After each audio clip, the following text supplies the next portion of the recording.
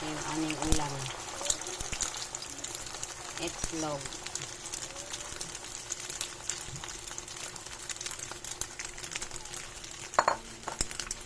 Itlog.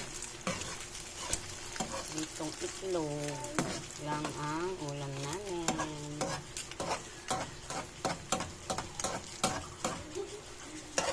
Masarap na rin ito, ang itlog. Harisa ng tuyo with kamatis. Baliktad natin guys. Yung kabila. Tuyo naman guys. Pituhin natin. Ito na guys. Kain tayo guys. Ito yung ulam guys. Tuyo.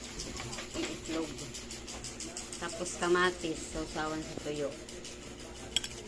Yan. Ito siya ang aming hapunan. Kamatis na may tuyo at egg. Kanin.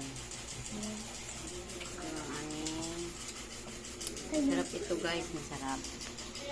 Kamatis na may toyo. Ito na yung aming kakain. Kain tayo guys. Kain tayo, kain. Yan. Kakain tayo. Tagalog. Hanggang dito na lang guys. Thank you for watching. Bye-bye.